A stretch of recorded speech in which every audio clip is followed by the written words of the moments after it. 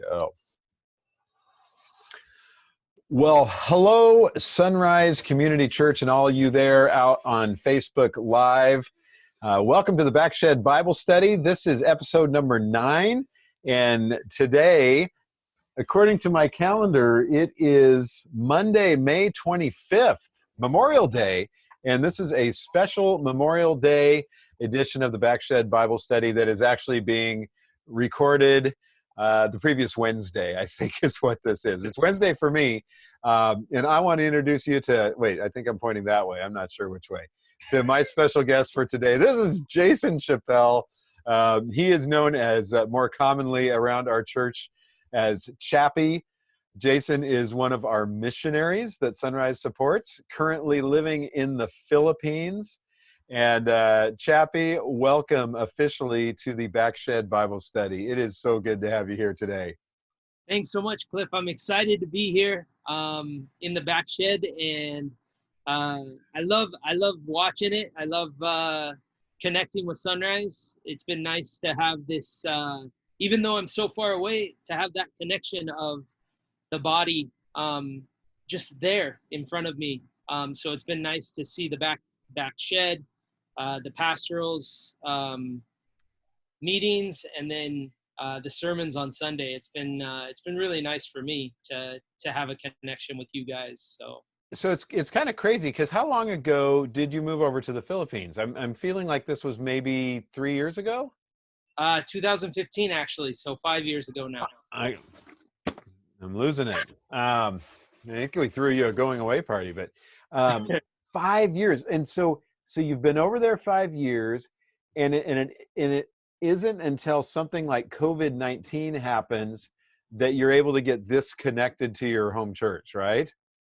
Yeah, there's emails and there's chat and there's connections that way, but this is a different type of connection, deeper connection, where we're all online now, and I can reach out, I can see people, I can enter the live chats and talk with people, and it's even though I'm not there, it's like I'm there. It's like we're there together. So right, it's been crazy for us because, back in, I'm going to say September, was when our church officially voted Luke Miller in to be our new senior pastor.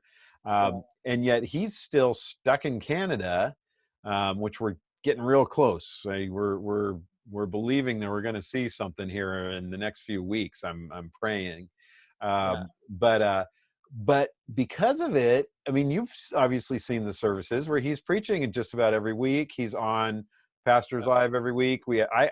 I meet with him probably every day in some way or another. And so it's just like he's here. My conversations with him are no different than with you right here, or with anybody else that's on our staff or local for that matter. Yeah, and that's the amazing thing about technology, and like what this crisis has done to bring people together, even though we're apart. Like it's pretty amazing what we're able to do.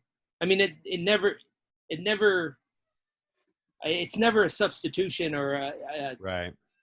I don't know the word, but it's not a replacement, right? Yeah, it's not a replacement, but it's a good substitution, I guess is what I was trying to say.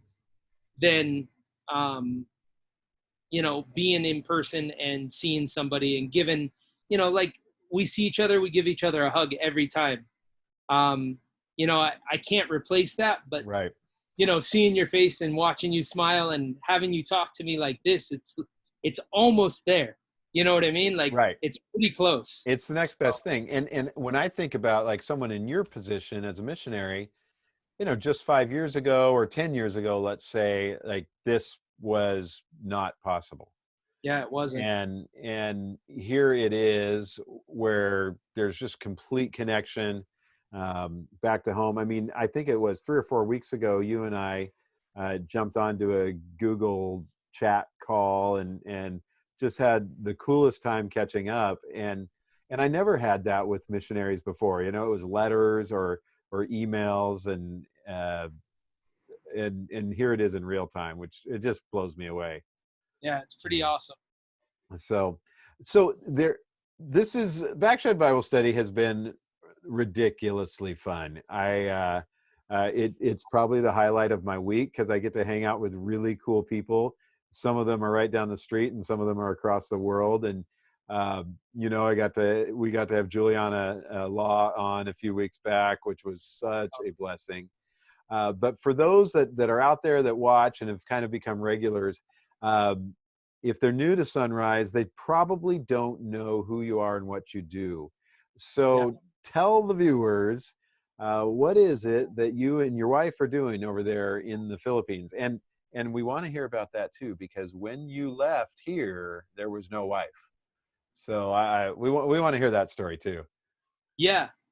So, well, I moved over here in 2015, and we had a short-term missionary, Amanda Moxley, who came over for a year. And she helped start and open up the children's home with Pastor John and Ate Jella. And when she left, I came in close there and after her. And I moved into the children's home as like a support staff, a house parent, as it were. Yeah. So I went from being a single guy, a bachelor, to moving into a whole new culture. All of a sudden, having 10 kids that are like my either kid brother or almost like a son. Right. So you kind of went backwards. You became a parent. Yeah. You became a big brother. You became a parent, and then I have a feeling somewhere in this you're gonna meet a beautiful young lady here pretty soon. Yeah. Yeah. I mean, after gosh, it was nearly 3 years I was here in the Philippines. I met Melissa, or it might have been 2.5, something like that. But we met online, and we started talking. I had some, I had always said that I would never meet anybody online, that I'm going to meet somebody the regular way. And right. What I've found is the more I say I'm never going to do something, right. It happens, somebody encouraged me to try it. And, I met some people, I went on some dates, I had some horrible experiences. And then I connected with Melissa, and we started chatting. After a month or two, we were just chatting. And then after a month or two, I think she was about ready to give up on me because I hadn't asked to meet or anything like that. Oh, man. And then there was I felt released in my spirit to ask her out. There wasn't any, apprehensions, even though I had these other experiences. Yeah. And so we met. We went for coffee, and I absolutely loved that 2 hours of coffee, just chatting and talking. And then I didn't leave without getting a second date. And then soon after we had our third date. Oh my goodness. And the rest is history. I mean, we built a relationship, a friendship, and I'm truly blessed to have such an amazing wife. Sorry, I'm breaking up. Oh no, that's good, man. That's so good. But she is exactly what I needed, exactly what my soul longed for. My helper, my friend, the one that I come to when I'm, in need of prayer, in trouble or anything. She's right there to bring me back to Christ and spur me on. And even like last night, she had a rough day at work, and just before dinner, I had a chance to pray with her, and spend some time together and just encourage one another. And I mean, it's what I've always wanted, and now God's blessed me with it, and it's amazing. So Oh man. Now what's she up to right now? she's actually working right now. Okay. She started work around 9:30 in the morning. And So it's we had, about 10:30 over there yeah, on, what is this? Thursday now for you. It's Thursday. Wednesday over here. Yeah. Yeah. So we had our coffee and our devotion together, and then we kind of went. I showered, got ready for this, and she jumped right into work. So, um, but that's our normal mornings Oh right my now gosh. when it comes to this new COVID schedule that we have now. Yeah. So tell us, what is that like for you? I mean, it meant for someone like you, a missionary, that your world definitely had to change. The last time you and I talked, you were doing some really cool things to serve people. Yeah. Um, so, what has that meant for a transition for you into the, a shelter in place kind of thing like we've been doing, but also getting out and serving and loving people and showing them Jesus Christ?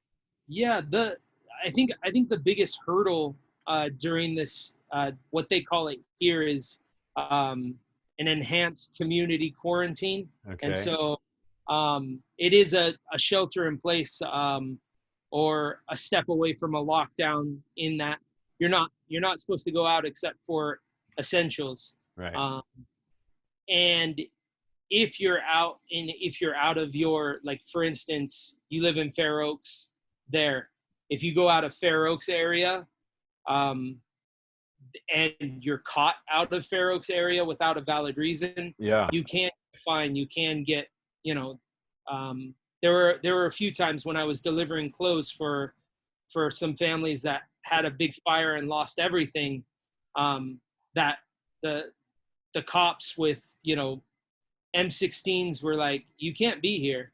Why are you here?" And I said, "I just dropped off clothes." And then I said the word the wrong way in Tagalog, and so he kind of made fun of me, and I was really scared. He's Right. like, at the end, he was like, "Thank you so much for what you're doing for the Filipino people," and he let me go. But that, like, um, without the proper papers, Yeah. there's some things that I shouldn't be doing, and so I've stepped back from doing some of those, and kind of stayed working in the community that we work in, and so we've been sending out food packs to them. I think the last number that we got back was we're about 1,250 families that Wow. we've supplied food for, and the food pack is good for about a week for 5 people in a family. But we've gotten to serve senior citizens, PWDs, um, people that I've never met in this community that I've been working in for a while. But through this, you know, through this virus, it's been able to open a door for us to serve people in a different way. In a way that you hadn't been doing before. Yeah. So we're serving the people that are a part of our community center, the families there, but we've also been able to reach out to the outlying area, and it's a Hmm. it's a pretty big area, and there's a lot of families that we haven't been able to get food to, but slowly but surely we're working through. Um, on Saturday, we're going to give food to 500 families. Uh, Wow. so yeah, I mean, it's a process. We pray, we talk to different people, we ask for support if they want to support, and when the money comes in, we have a target, a goal, and then we fill it, we take care of it. And it's been awesome to watch how God moves, to see him bring in the funds to help the people that are in need. Yeah. um, and really, like, it just shows how much he cares for people. Like if you look at the word and talking about don't worry, like how if you worry, you're not going to add a day to your life, but um like when it comes down to it, like God loves these people so much. And I know personally I've worried about how I'm going to take care of my wife, you know, funding, different things like that. I still have a job. I still have money coming in. These people, they have nothing. They Nothing. can't work. They have no money. Where's their food going to come from? And God comes through in a major way for them. And it's, you know, it's just awesome to be a part of what he's Yeah. doing. So I thank you so much for sharing that with us. yeah, Because well, and for one thing, a lot of times we don't see what's happening over on your side of the world. We and we don't see the abject poverty that you might see, or you know, in the situation like you're saying, like right here, a lot of us still have our jobs. A lot of us still, you know, are able to continue to work. Paychecks are coming in now. You know, the highest percentage of people in this country, in I believe since the Depression, are out of work right now. yeah, You know, and so this is a, you know, to be completely sensitive to people watching. I know there are people watching who've lost their jobs, yeah, and you know, and are wondering. And yet, when we take the big picture of where we are in the U.S., I mean, we got a few weeks supply of food in our stock, and you know, we're going to make it. But when you have somebody and suddenly they're staying at home and have no options, for God to just place you guys right there at the right time, just blows me away right there. yeah. And it's amazing because, you know, this is something that started in this community back in 2013. No, 2015 it started. Um, then you know, we've moved and, you know, made connections and different things like that. Um, and so it's just amazing how, like, God brings connections our way, brings different, like, whether it's, you know, people that want to give rice or give different donations, whether it's monetary or actually just kind goods or something Mm, like that. yeah. Like, it's just been amazing to watch him provide for the people in need. Um, and it's been fun to watch it happen too, because, you know, you take down a number, or you write down a number of people and you go, oh, that's a lot. How are we going to do that? Well, And yet, yeah, like if you go back 2 months ago, and when all this is starting, would you have had any clue that you would have fed 1,250 families by now? no, Right, and then another 500 coming up. yeah, no, I had no plans for that. Um, and you know, another thing, like the Manila Children's Home, Pastor John and Jella, Uh-huh. uh, through their ministry, um, they've been able to feed almost 10,000 people too. So, like, it's just amazing to see. Hi, Right, yeah, no. Can you say hi to Jason? hi. Uh, Jason. It is, what is it, 8 o'clock here, almost 8, so that's her bedtime. Say So, goodnight to hey, Daddy. good night, beautiful. Uh, Night, night, she says. hi. Can you wave? Say bye-bye. Bye bye. Night, night, night, night. Okay, do You I get a ready? kiss? Do I get a kiss? Let's try to get a kiss. Mwah. Love you. Night-night.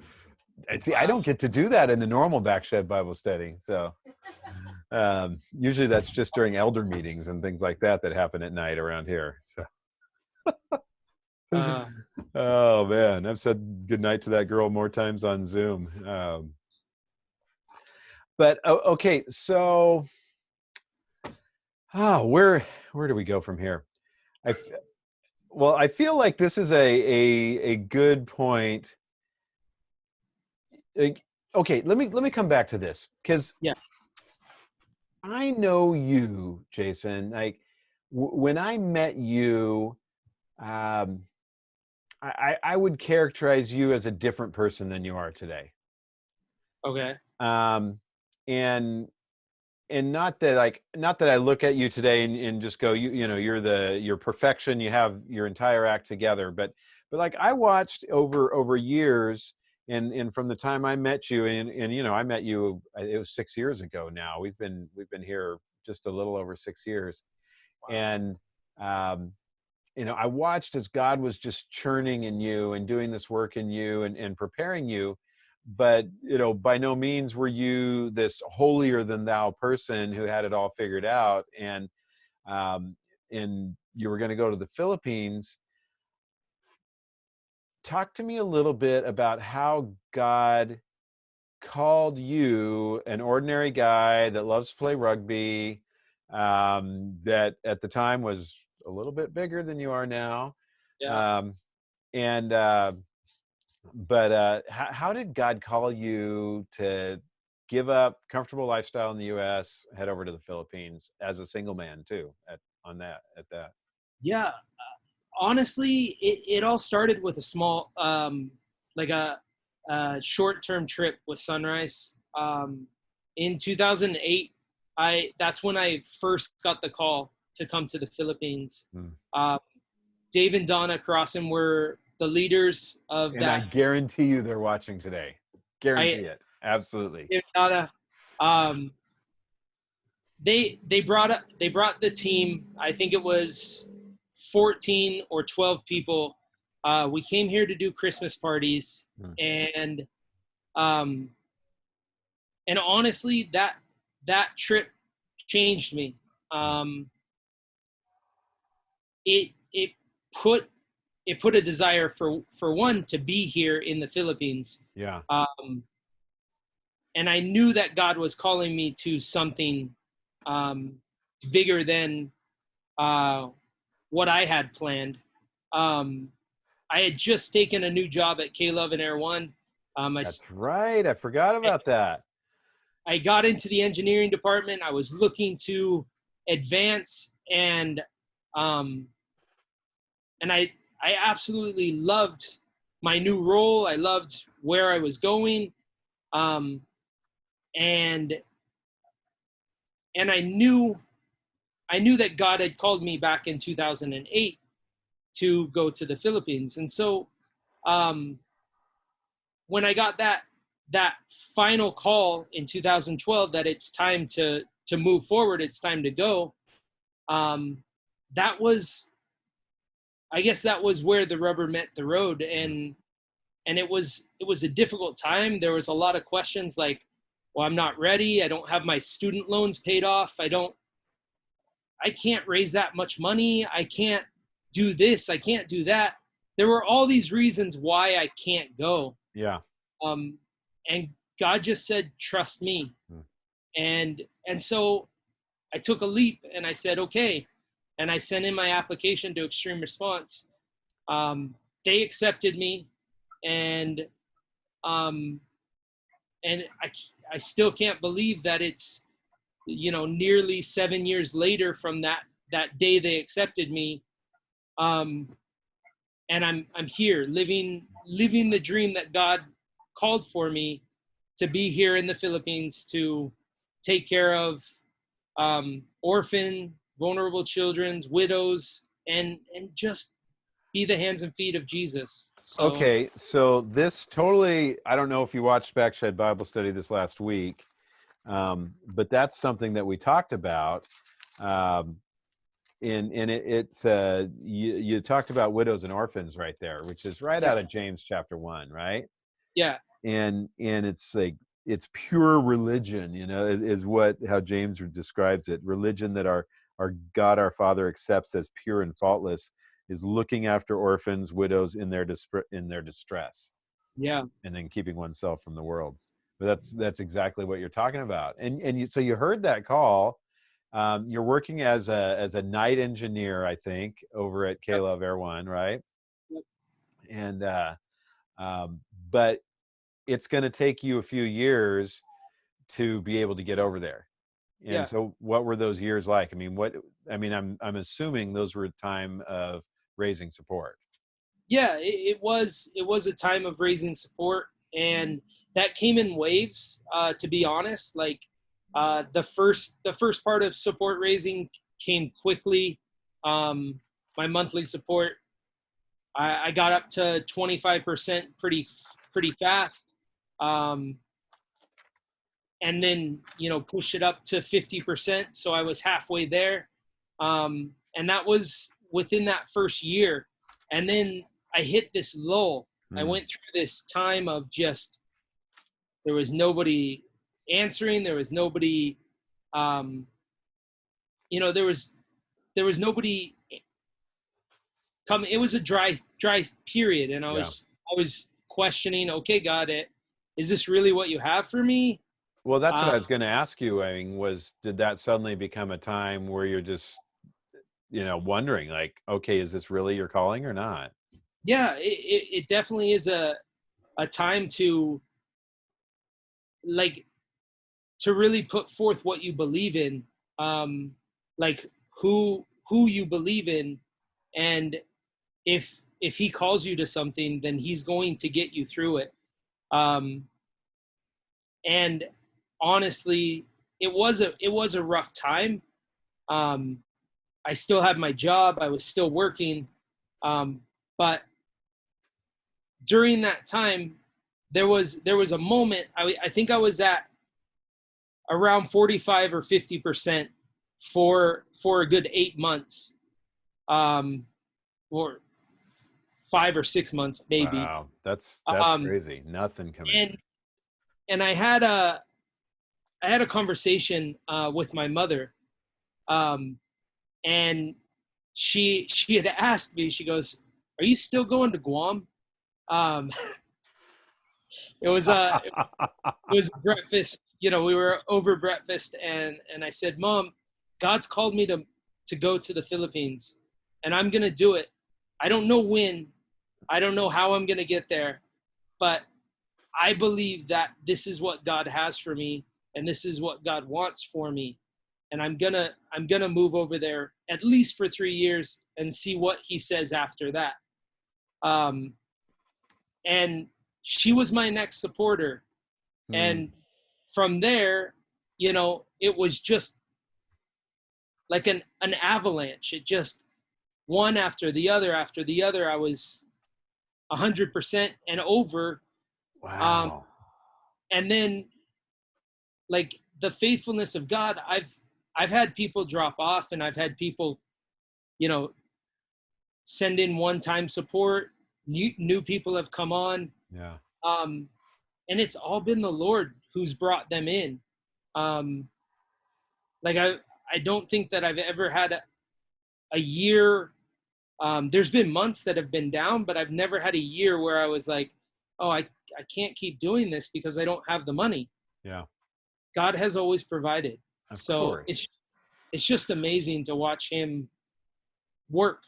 Yeah. Well, and this is not this was not planned, but I think one of the things that I would want to say to our people out there is, actually two things. Is one is, if you support Sunrise, if you give to Sunrise on a regular basis, you're also ultimately giving to the Chappels. That we as a church, through our mission commission, support the Chappels every month of the year, and it's an ongoing support. But there's also an option which is really cool, and that is, there are others that want to support above and beyond what the church is giving, and so the church has a fund set up where you can just donate to that fund, and then we pass those funds right on through to Extreme Response.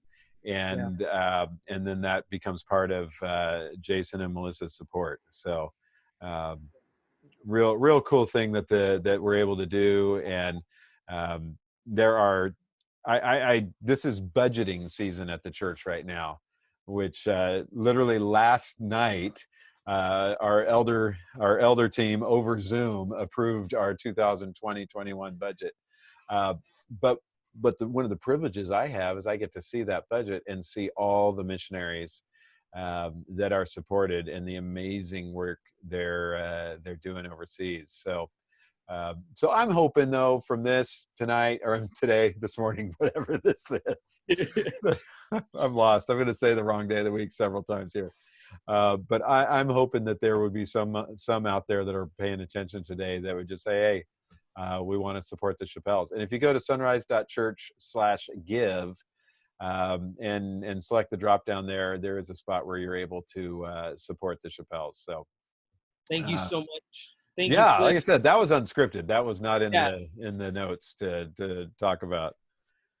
Well, it's been so awesome to have Sunrise walking along. Like I have people from the church. I wouldn't say daily, but quite often people send me messages. I just got a message from Lillian. She'll probably be watching too. Well, and we're going to talk about that in just a second here. Okay. We're going to make this the official first promo on this one. Okay. Oh, sweet. Yeah.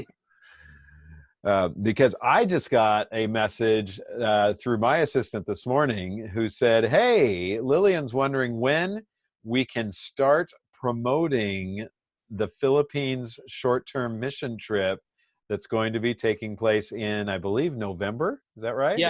Yeah. Okay, so this is so cool because I look and go, 12 years ago, you went to the Philippines. Yep. Fell in love with that place, and seeds were planted for what would eventually get you to where you are right now.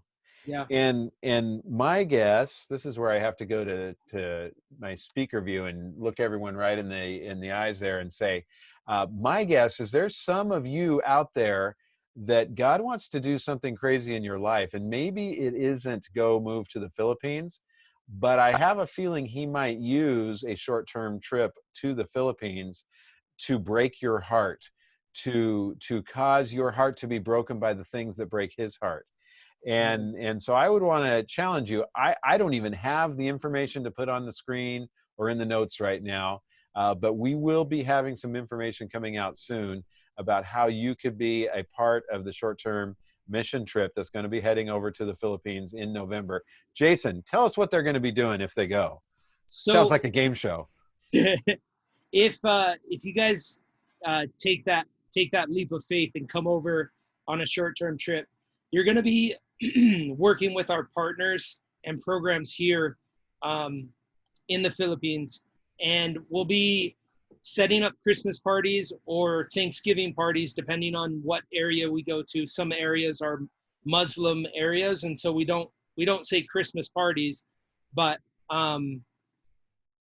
you'll be a part of helping bring Christmas to families here in the Philippines. A lot of them are, well, let's just say the first time I came here, I was shocked by the income gap. There's places here in the Philippines that there's high rises. It's, buildings that if you rented out an apartment there, it'd be $2,000 or $3,000 a month, and yet not more than 20 feet away, there's a makeshift house out of cardboard or wood, and there's a family that's living on the street because they're looking for a better life, coming from the province to try to get work here in Metro Manila. In the city. City. And so, it's heartbreaking when you drive around and you see those families standing there with the sign saying, anything, can I have something? And it breaks your heart when you can't give food or money or something just to try to get them to the next day. But that's where I live. This is the city God's called me to. And there's so many people in need here. Not just poor people, but they're the really wealthy people.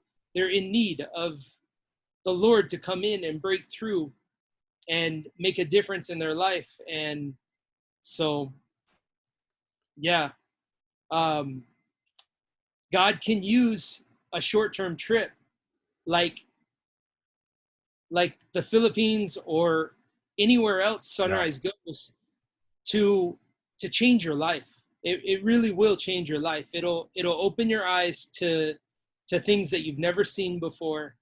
Um, you'll have a bigger heart and a passion for people, um, for things that God will call you to support, or possibly even move and go to a different country. Um, and the amazing thing is just be willing to be used by God. Um, if He calls you to it, He'll make a way for you to go. Um, Absolutely. he Absolutely. He's done it so many times in the past. I mean, just imagine the Israelites standing in front of the Red Sea with Pharaoh at their back, going, "God, what are we going to do? It has to be We're going God. to be good." There's no other way. And God opens the sea up Yep. and walk through on dry land. God can do it. If He calls you to it, He'll get you through it. So, Oh man, and I cannot overemphasize what you just said.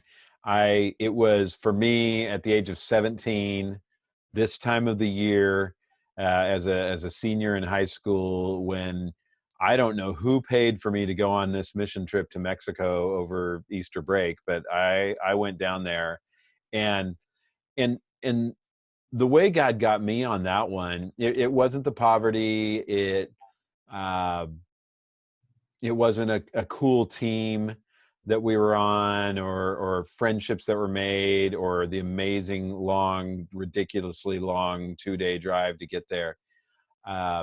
But it was the first time in my life where I saw God use me in the life of somebody else. awesome. And it was, but it took traveling 2 full days deep into Mexico, which probably we weren't deep in, but it felt like it. But it took that to get away from all of the other distractions, to be Yeah, able to visibly see God at work. yeah, And and there were a few miracles that happened along the way on that trip too that were pretty crazy. Um, but yeah, I mean that was how it was for me. And I know when I talk to so many people that have been a part of Sunrise over the years, where short-term mission has been a huge part of our church, and will continue to be. Uh, yeah, and I think it's really not so much about the short-term work that you're doing, that but for many it spurs on something that could be long-term. yeah. Well, the beautiful thing is the short term trip that you're taking with us here.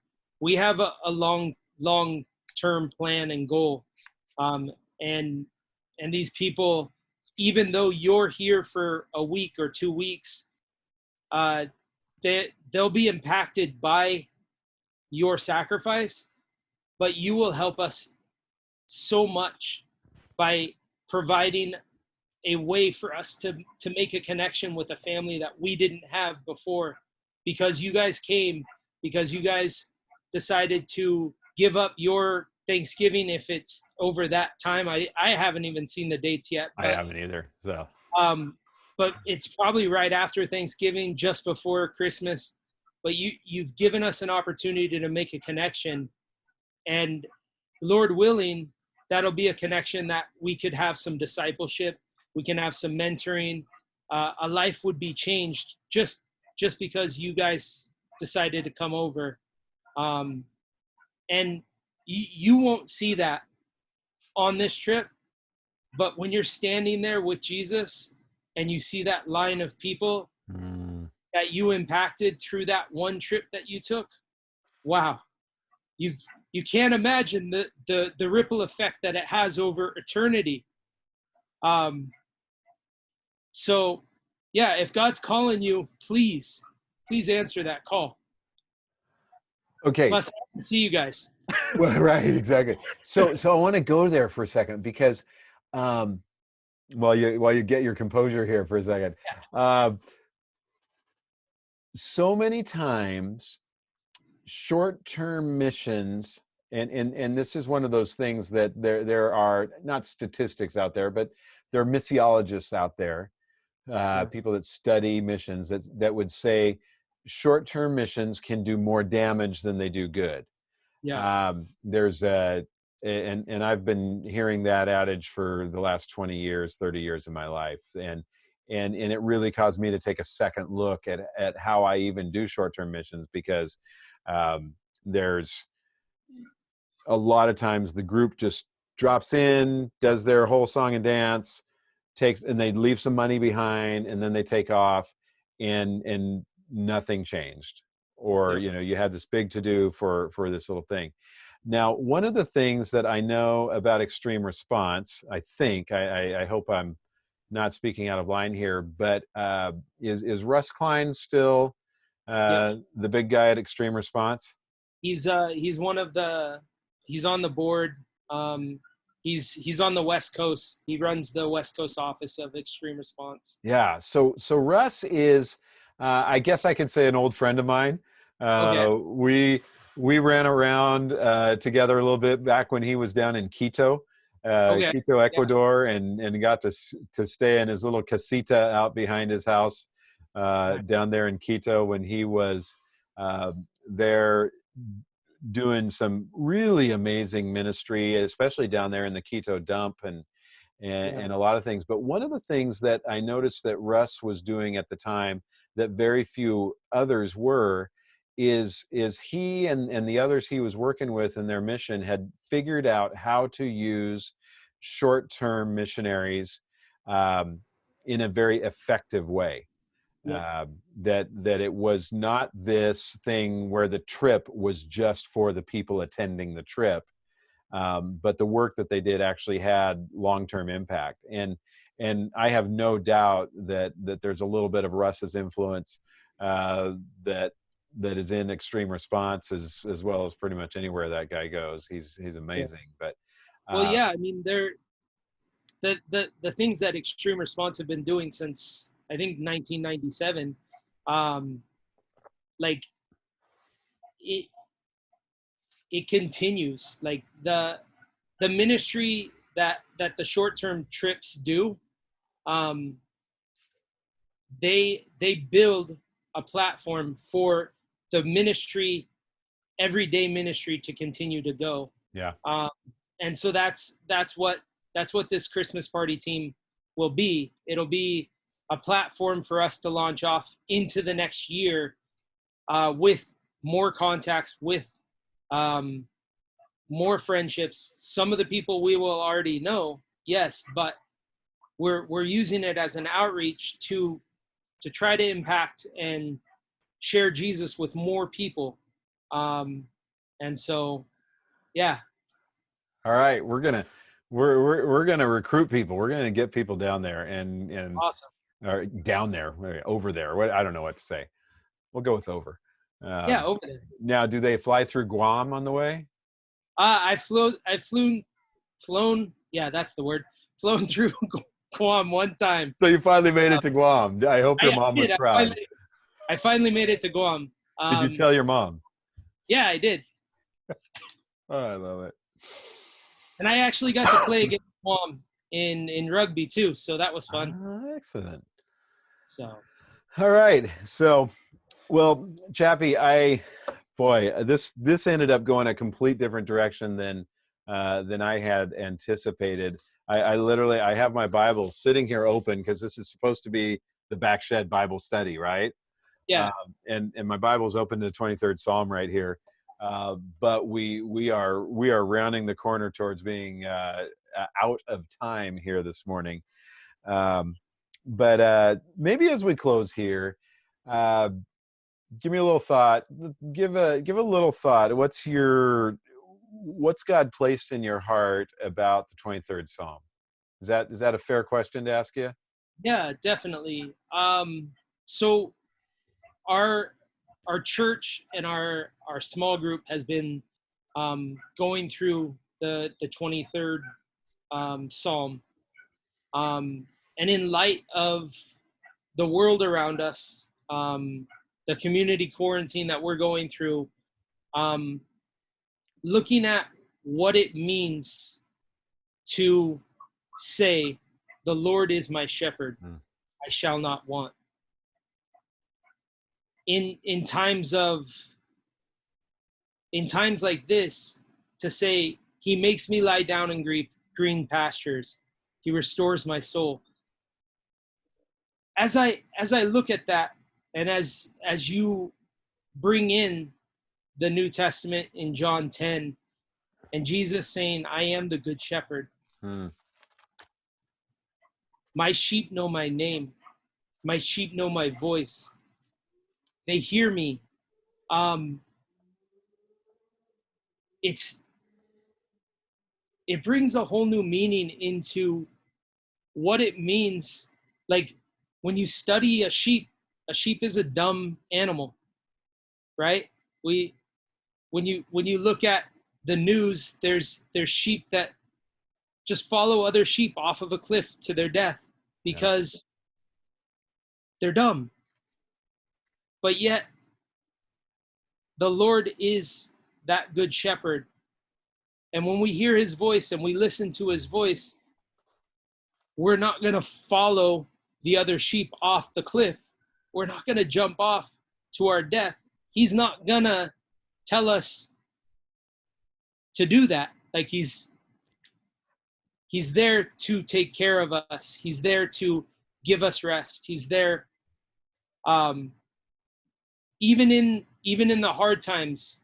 Like when you go through the psalm, you go through the valley of shadow of death. But that word, I will fear no evil. Like when COVID started, could I honestly say I'm not going to fear anything? No, I was afraid. Yeah. So what's happened is, instead of trusting in Jason's plan, trusting in what I know my life is, this is ministry, this is my life with my wife, this is rugby, this is all my little parts, stepping back and saying, okay, Lord, you're my shepherd. What do you have for me today? Yeah. Let me hear your voice today. And so daily I've been doing that, practicing an attitude of worship, practicing coming to him and saying, okay, God, what do you have for me today? For today. And you don't have to worry about tomorrow. I mean, that's the thing.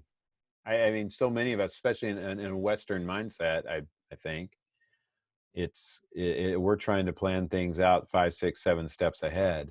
Yeah. And he's talking about the shepherd providing for what I need today, leading me.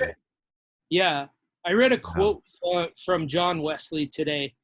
And he said, I have so many things to do today that I spend hours in prayer before I could start any of them. I mean, that I probably ruined the quote. Right. I don't have it right next to me, but what he's saying there is, my plate is full. I have a lot of plans, but to get any of them done, I need to go before the Lord. I need to pray. I need him to have control so that I can do what he tells me to do. Because in Proverbs, it says, many are the plans of a man's, but the Lord establishes his footsteps. Yeah. He makes the way through the valley of the shadow of death, or he prepares, a table in the midst of your enemies. He does that because he brings you to the things that he has for you that day. So I've been trying to get my perspective, instead of, okay, this is my plan, this is my checklist, this is what I'm going to do. Lord, what do you have for me today? Yeah. And there's days when, like yesterday, I think I spent 2 hours in worship. right? And Right. I don't normally do that. If you knew Jason in 2015, you could probably guess that he didn't spend 2 hours worshiping God. But when you're at Jesus's feet, there's nothing better for you to do. There's nothing like more that you need to do um, than just enjoy that time with him. Listen to what he has to say and soak in everything. I mean, I read recently in one of my Bible studies, Martha was complaining about Mary, and Jesus rebuked her and said, Mary chose the good thing. You should be sitting at my feet. Mm. And in this time, whether you lost a job or whether, I don't know, I mean, maybe somebody you know has COVID. I know a friend of mine has asked for prayer because their family member has COVID. Personally, if I was in that situation, I'd want to be right at the feet of Jesus and say, Yeah. God, what do you have for me today? Because that person that's going through COVID or that person that's lost a job, they're not going to want to hear from Jason. They're going to want to hear the truth. And that comes from Jesus, not from me. So let's listen to our shepherd. Right. You make me just want to sit down in his presence, and you know what it makes me want to do. It's like when one of my kids just crawls up in my arms and wants to be held, and Yeah. and I think and how often do I forget that that's what my Lord does for me. Yeah. Calls me to just cuddle in close and be protected by him, right? And uh, Jason, I think that's a perfect, we're ridiculously far over, but that's all right. I think that's a perfect place to leave this today. What an amazing blessing. Thank you for just giving us a real clear window into uh, the last 12 years of how God has transformed your life and used you, brought you a life partner. And next time we do this, I want to get both of you on. If for those of you out there, a couple weeks ago at the opening of our service, Jason and Melissa were the ones that opened our service for us, which was really cool. So you can see her there if you go back in the archives. But yeah, what a great blessing, Jason. Thank you for being my friend too. Thank you for walking with me on this journey too. Yeah. It's been so nice to have friends like you that I can come to, that I can send messages to, and I just appreciate you walking with me as we walk with Christ on this Yeah. journey. Yeah, we get to mutually encourage each other on that journey. Amen. Let me take a second here at the end. I'm going to pray for you with you. Father, I am so blessed by the time that we have had over the last hour here, and thank you that technology allows us to do something like this and to bring us right in front of each other. And I pray right now. I want to pray for all of those people out there that are watching, that maybe they've sensed your spirit tugging on their heart towards short-term mission, maybe towards giving, towards some kind of action. I pray, Lord, that they would hear your maybe still small or quiet voice and respond to it, or maybe they'd hear your loud voice that's saying, "Get up and move, do something." I pray that you will guide the right people to be on this short-term trip in November, um, but especially today, Lord, I want to pray that Jason will continue to just come to you as his daddy, as the one who is his shepherd, who can lead him into the greener pastures, lead him into the right places.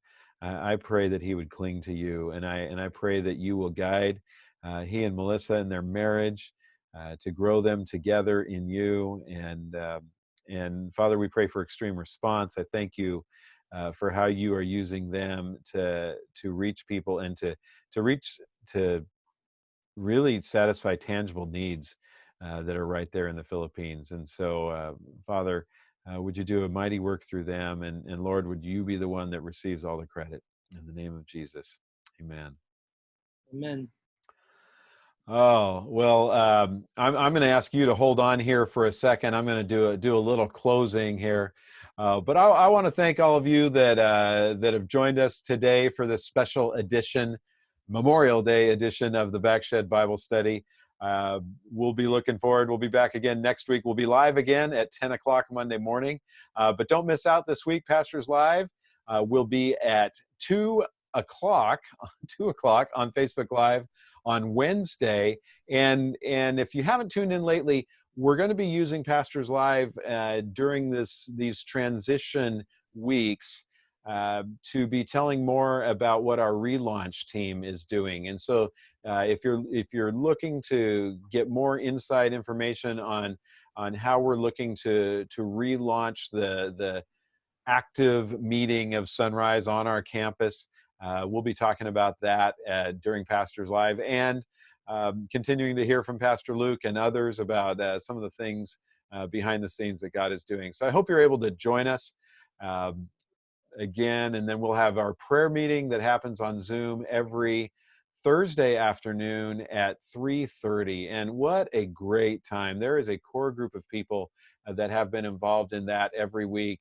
And I hope you can join us. The link to that can be found in the e-news. So I hope you're able to join us. And also the Luke Miller podcast that debuts every week on Thursday afternoon. Some great offerings. We love that you have joined us online at Sunrise, and we look forward to seeing you next week. God bless you, everybody. And this is where I push the button. Yeah. Thank you, Jason. Thanks for being with us. And I'm going to push the stop button, and then you and I can talk for a minute after this.